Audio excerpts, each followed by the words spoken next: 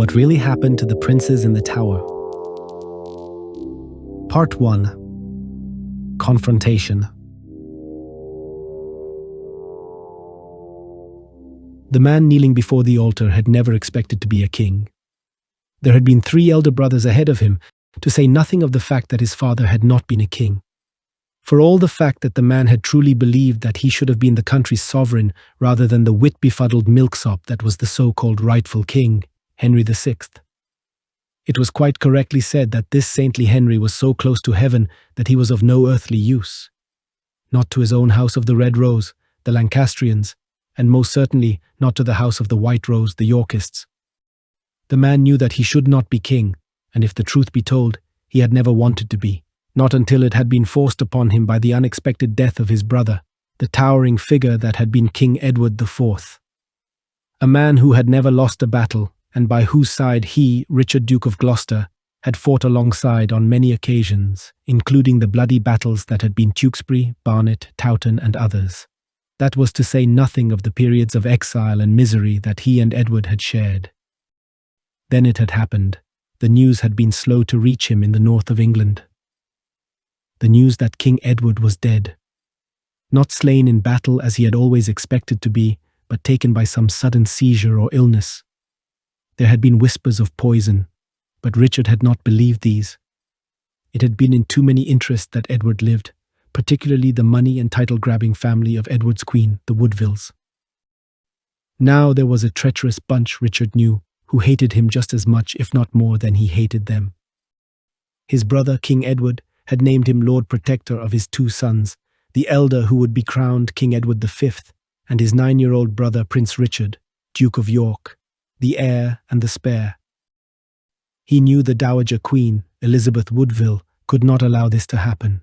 If he, Richard, was to rule in all but name, she quite correctly was aware that her relations stood very little chance of retaining their titles, wealth, and possibly their lives.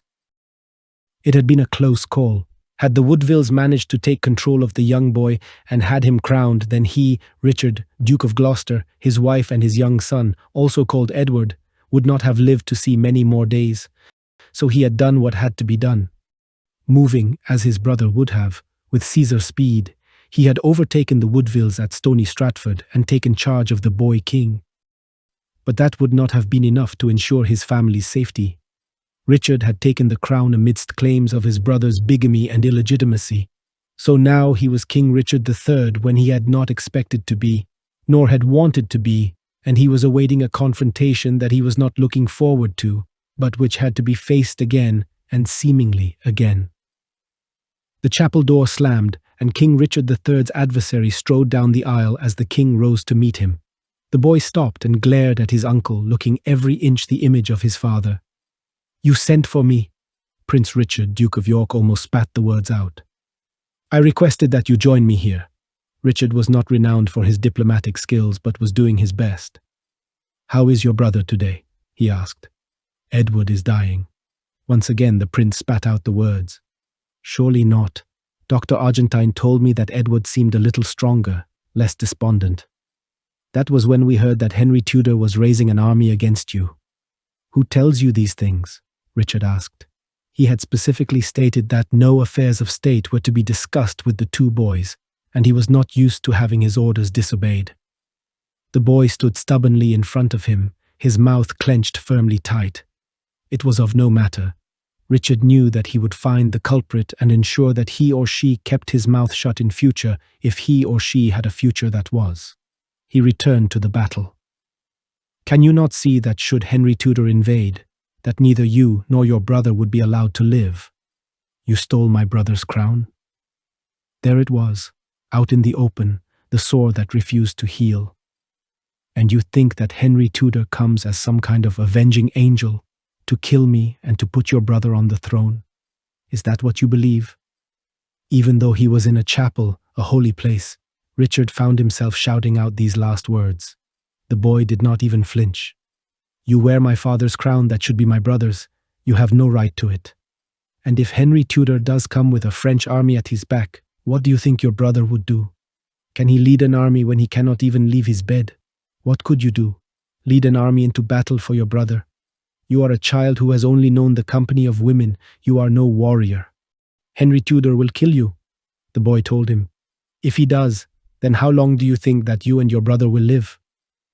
For the first time, the boy looked unsure of himself. He made no answer. I'll tell you, King Richard continued, just as long as it takes his men to find and to kill you. You little fool, do you think that Henry comes to put Edward on the throne? Well, do you? He thundered out the words.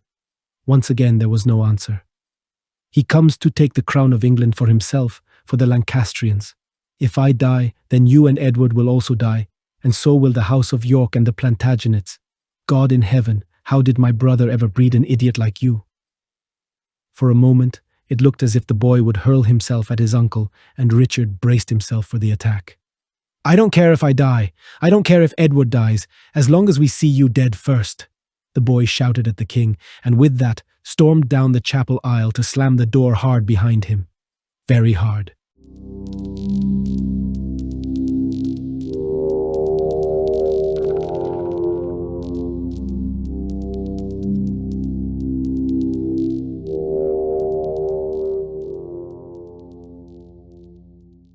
If you've enjoyed this spooky tale, please subscribe, like, and ring the bell for more.